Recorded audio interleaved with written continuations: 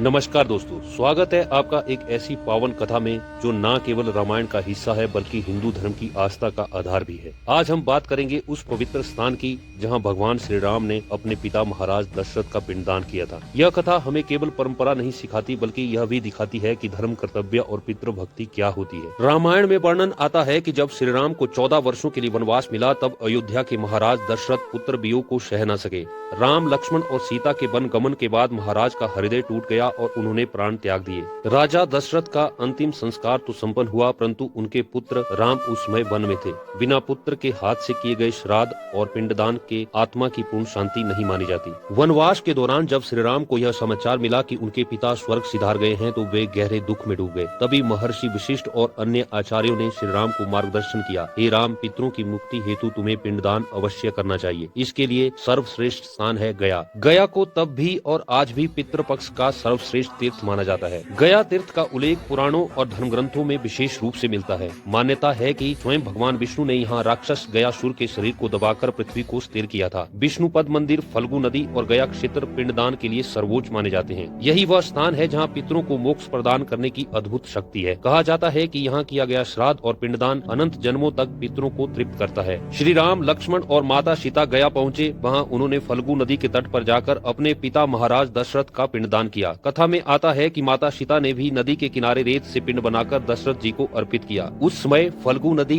गाय, तुलसी का पौधा और गंगा यमुना के पवित्र जल इस पिंडदान के साक्षी बने। माता सीता ने गवाही के रूप में यह कहा कि यदि आज मैंने अपने पवित्रता से दशरथ जी का पिंडदान किया है तो यह सभी मेरे साक्षी बने। आज भी गया में पिंडदान करते समय इन्हीं साक्षियों को याद किया जाता है। माता सीता द्वारा किए गए इस पिंडदान के बाद ही यह मान्यता स्थापित हुई कि गया में किया गया श्राद्ध सर्वोच्च फल देता है। आज भी पितृपक्ष में लाखों लोग गया पहुंचते हैं और अपने पितरों के लिए पिंडदान करते हैं। माना जाता है कि स्वयं राम ने जिस स्थान को चुना वही स्थान सभी युगों में पितृमोक्ष का द्वार बना। दोस्तों, पिंडदान केवल एक कर्म कांड नहीं है, यह हमारी कृतज्ञता है, यह हमारे पूर्वजों के प्रति हमारी जिम्मेदारी है। हम चाहे कितने भी आधुनिक क्यों न हो जाएं, लेकिन हमारे जीवन की जड़ें उन्हीं पूर्वजों से जुड़ी हुई है। गया जाकर श्राद्ध करना केवल पितरों को ही शांति नहीं देता बल्कि परिवार और वंशजों को भी सुख समृद्धि प्रदान करता है। गया वह स्थान है जहाँ भगवान राम ने अपने पिता दशरथ का पिंडदान किया था। यह कथा हमें सिखाती है कि चाहे भगवान ही क्यों न हो, उन्हें भी अपने माता पिता और पूर्वजों के प्रति कर्तव्य निभाना पड़ता है। तो आइए इस पवित्र कथा में हम सभी यह प्रेरणा लें कि अपने पितरों का स्मरण करें, उनका सम्मान करें और उन्हें अपनी श्रद्धा अर्पित करें। इसी से हमारी आत्मा का भी कल्याण है। जय श्री राम।